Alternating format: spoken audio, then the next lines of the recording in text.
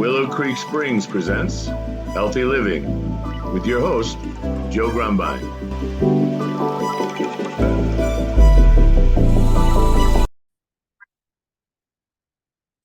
Hello and welcome to the Healthy Living Podcast, brought to you by Willow Creek Springs. I'm Joe Grumbine and I will be your host. Today I've got back with me Kevin with Mycoalchemy, and it's been about a month and a half, but we started on a great conversation. We're going to continue today. Kevin, how are you doing today?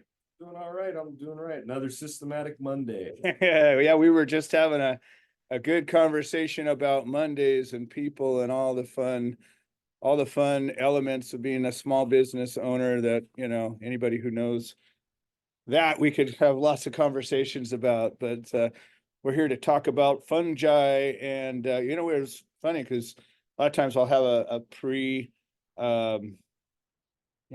pre-episode conversation, and we were talking about fungi, only not the good kind. And so it's interesting because, last time we talked about three basic types of mushrooms. Yes. And, we were talking about psychoactive, and we were talking about edible, and then what we call functional as medicine.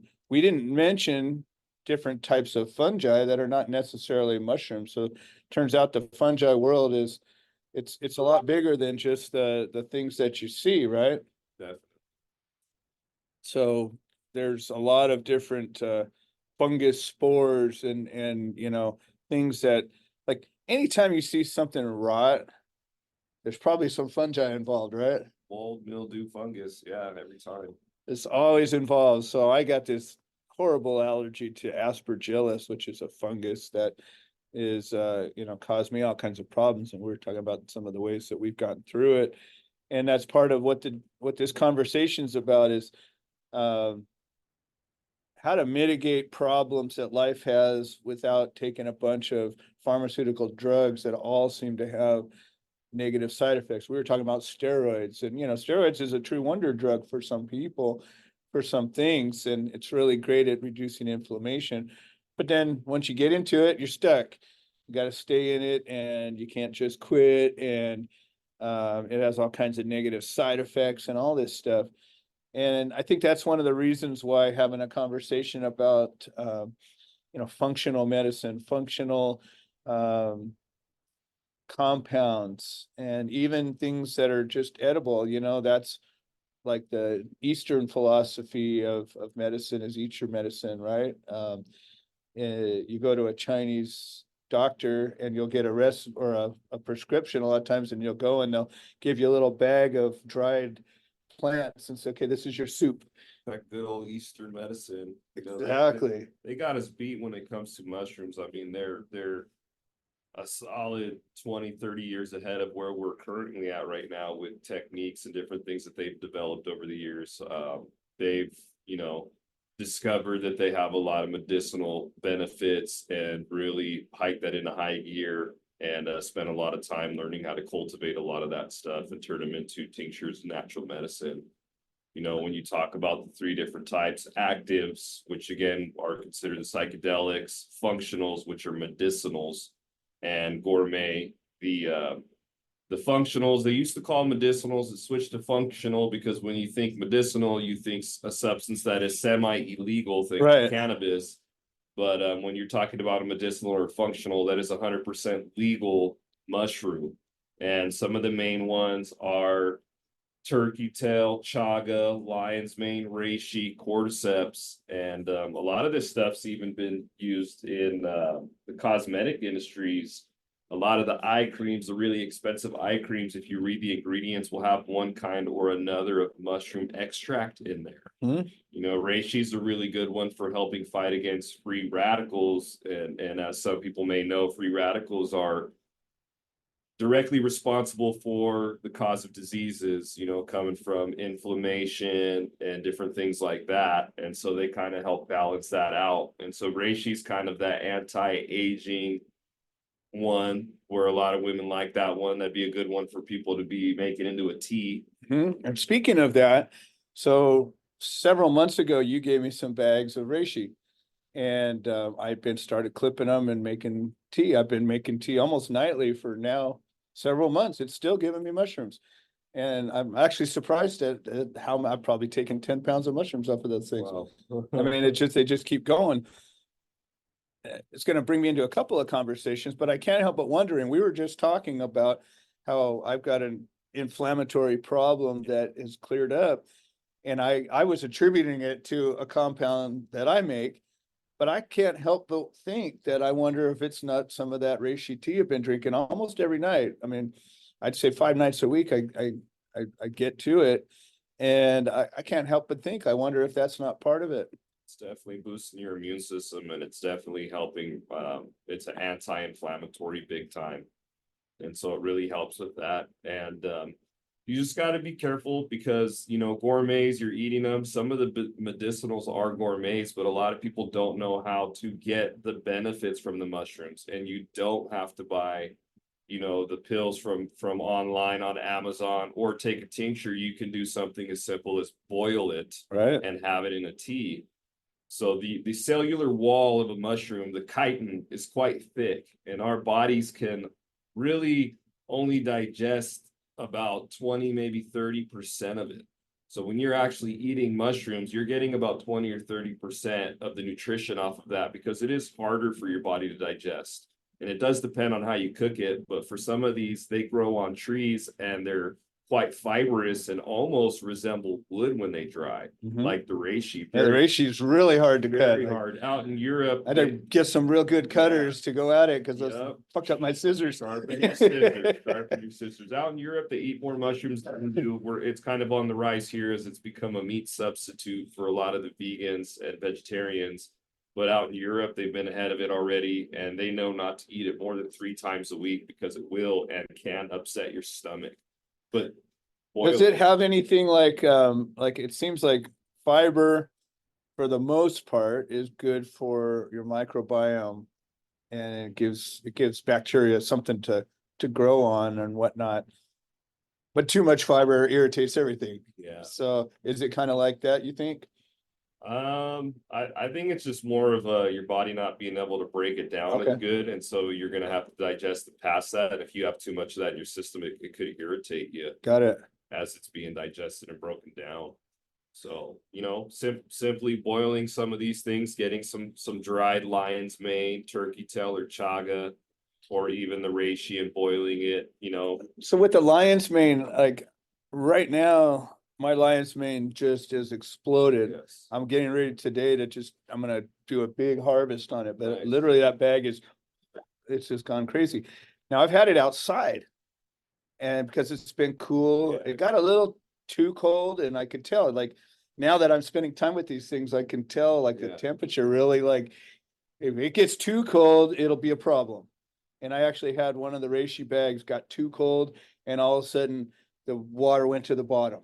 Yes. And then, but I said, well, hang in there, because it was starting to get weird looking. I was like, I open it up, let it breathe a little bit, close it back up, and it seems like it's coming back. Reishi kind of likes the warmer, harsher environments. It Yeah. doesn't need much oxygen.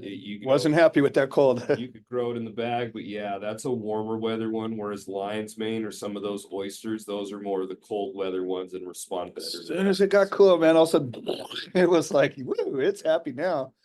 Yeah, lion's mane's a really good one for cognitive function, and it's also very good for your digestive tract. It helps with your digestion and then cognitive function. People are now using it to kind of counter the effects of dementia or even try to prevent them, Alzheimer's. So you have those neurons, and when you're a baby, they're firing off and building bridges and connections left and right faster than it's ever going to do again in your life.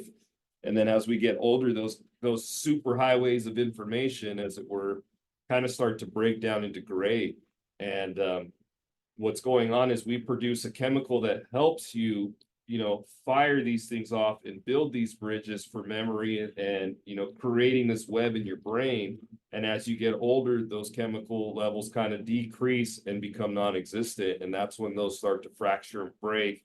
And for some people, or a lot of people, they'll start to get into the memory loss issues as they get older.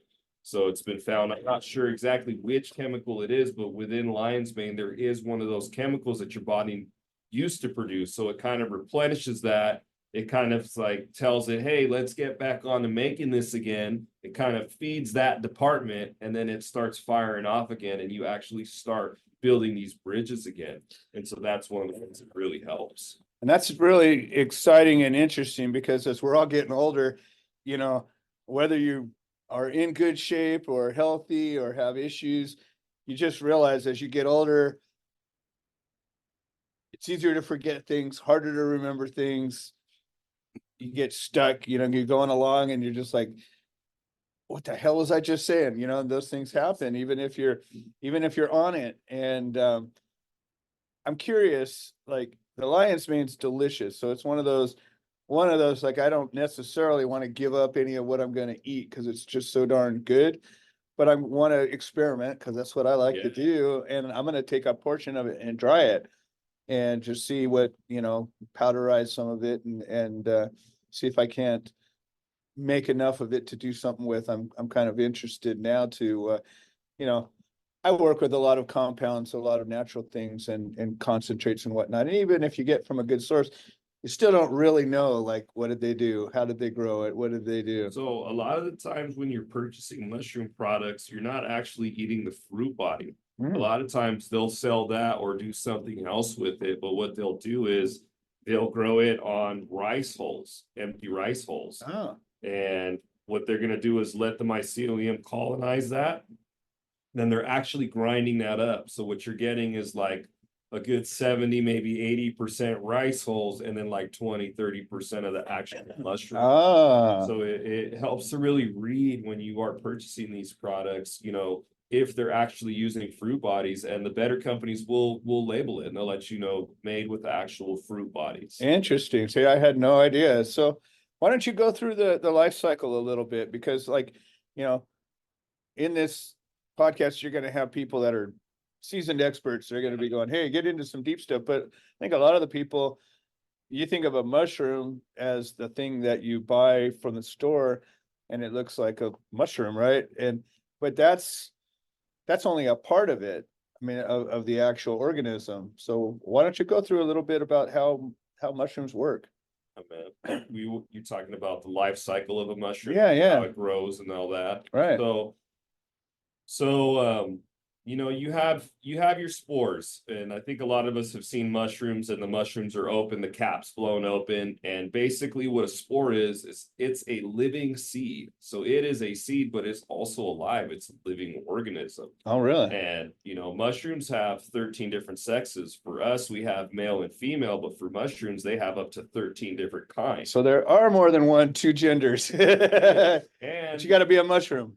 And sometimes A will breed with B and colonize, or B will breed with D, but D won't breed with A. And so you have these different combinations. So it's just like us when we're having kids, you have these different possibilities. And that's how these things keep evolving and surviving and acclimating to their environment. And so they mutate and do different changes depending on the stresses of the environment. They'll cause that rapid change. But basically you get the cap opens and you get the spores. The spores colonize together to form a white fibrous fungus called mycelium. And mycelium is the building block of life. That is our natural recyclers. This is breaking down decaying wood and leaves and recycling that and restoring that energy into the planet.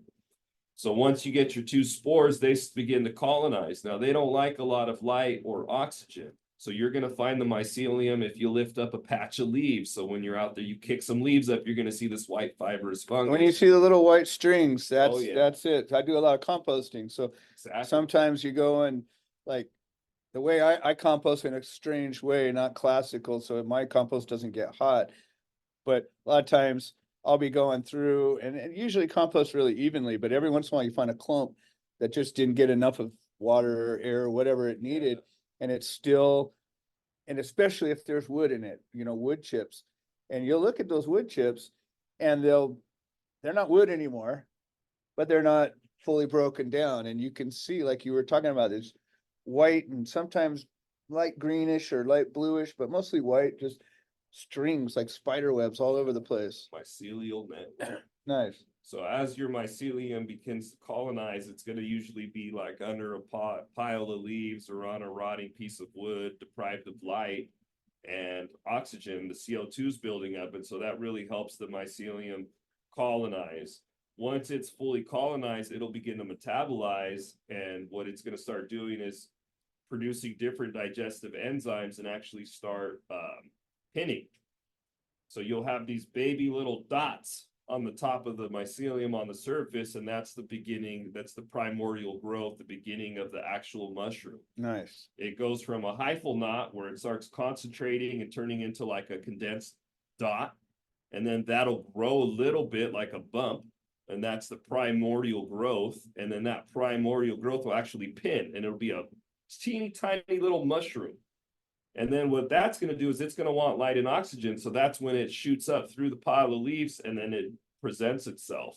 So it is ending, it's beginning to get to the end of its life cycle. So once you see the actual mushroom itself, it's already getting ready to reproduce, Honestly, dump its spores and redo its cycle. nice. So you have that 2 spores, white fibrous fungus called mycelium, that colonizes. Once it colonizes and gets healthy enough, ropey enough, creating a white blanket of fungus.